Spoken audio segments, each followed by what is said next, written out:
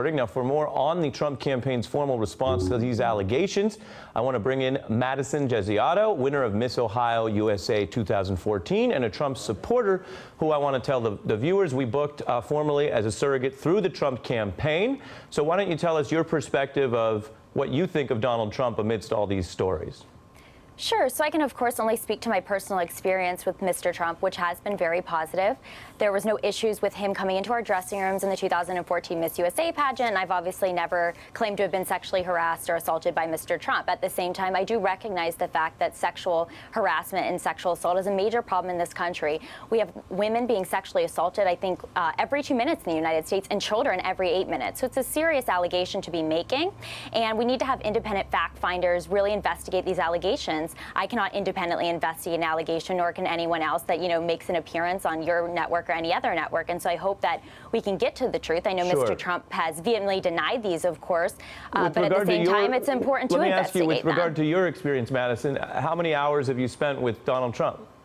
Sure. I've met Donald Trump on 3 occasions, and not multiple hours, but I have spent time with him. I've spoken with him, and he's never been inappropriate with me in any way. He was completely professional and actually was very inspirational to me in my career. I'm a Washington Times columnist and now in my 3rd year of law school. Well, congratulations on that. Law school is always a good place to go. Absolutely. But let me ask you this question I was thinking about. So we're reporting that. We're having you on to explain that you've had the positive experience. But the Trump campaign officially offered you up as a surrogate and something of a character witness. What does it say to you that a man who's 70 years old is putting out character witnesses that essentially have only spent, as you say, less than a few hours with him?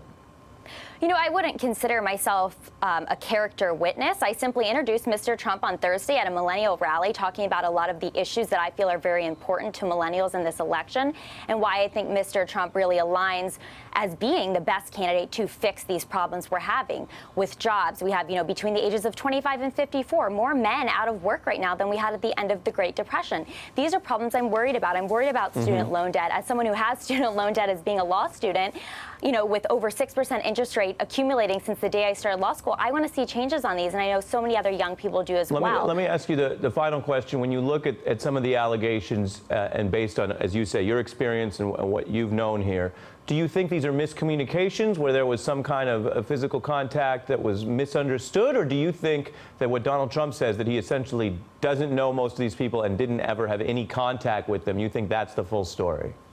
I'm not sure exactly, if Mr. Trump knows these people or had contact with them. I obviously wasn't even born for a lot of these accusations.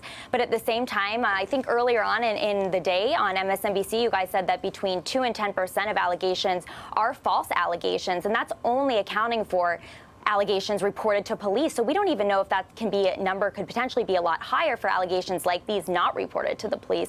So I think that we need to, like I said, have an independent fact finder really take a look at each one of these individual cases and find the facts. And I think that's what the American people should look at as we head closer and closer to November 8th. Madison Gesiotto, a surrogate provided to us by booking through the Trump campaign. Thank you for your time today. Thank you, Ari.